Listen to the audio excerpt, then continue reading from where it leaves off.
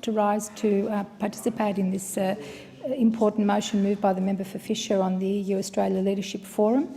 In fact, as the chair of the EU Parliamentary Friendship Group, I do want to say a few words in support of this major partnership. This partnership between Australia and the European Union at a leadership level is very significant and important because it does solidify the historical bonds between our two continents by broadening and intensifying the bilateral relationships.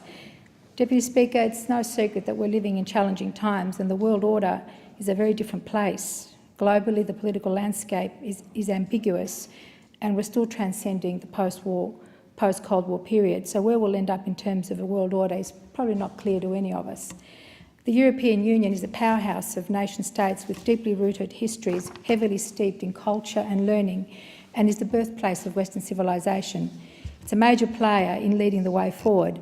And of course, in the words of the Canadian Prime Minister Justin Trudeau, the whole world benefits from the European Union because it is a truly remarkable achievement and an unprecedented model for peaceful cooperations.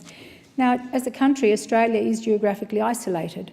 We're a vast nation, much bigger than Europe in land size, but with a smaller population. But we're rich in resources, and our people are our greatest strength, and in fact our greatest resource.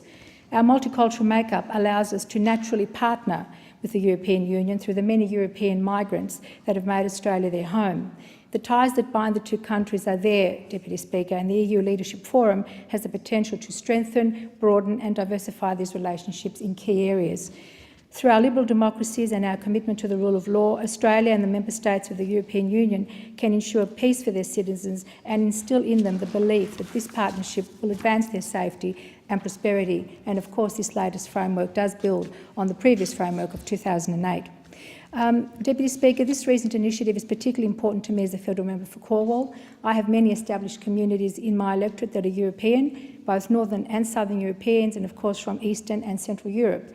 From my very strong Greek and Italian communities to Croatian, Serbian, Bosnian, Maltese, Polish, Latvian, Spanish, Lithuanian, to name but a few of the diaspora communities who have settled successfully in Australia and whose children and grandchildren have risen to become leading academics, leading scientists, leading business people and even politicians in their new country. These communities, Deputy Speaker, have created our diversity and have added to our strengths.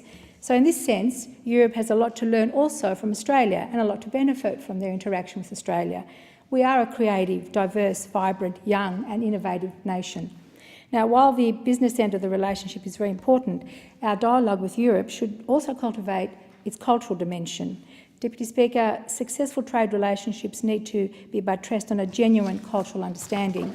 So I do hope that the EU-Australia Leadership Forum will focus as much on culture as it will on trade and economic exchange and the other areas of concern. The Australian government's intent to create closer economic cooperation with the European Union through negotiation of a European Union-Australia Free Trade Agreement, Deputy Speaker, does raise the possibility of many possibilities. Many of my diaspora European communities already are finding ways of trading with their original homelands, especially in niche Australian product markets. So any assistance for them is very important and they must and should be the beneficiaries of such a free trade agreement. This agreement will see Australian businesses become more competitive on a global scale. Our economy, of course, stands to succeed on an international scale, and with the EU's new global strategy for foreign and security policy, Australia is set to benefit a great deal from their focus on the Asia-Pacific region. Deputy Speaker, I've always maintained that Australia has a crucial bridging role to play in Euro-Asian relations. Modern Australia is a historically European society while geographically very much part of Asia. So Australia is ideally placed as a conduit because I suppose we sort of happen to be European and Asian with an Indigenous inheritance, of course. We must always remember that. So the forum's focus on working with the European Union government, business, academic, creative industries and civil society to exchange ideas is fundamental to its success and outcomes. I do look forward to the work of the forum. It's guided by a very impressive steering committee of Australia and Europe's greatest minds. Over the next 3 years, the forums will work to develop and exchange ideas and expertise. I'm particularly interested in the focus on young people as they are the leaders of tomorrow, and they need to be the ones that embrace new ideas and learn from each other.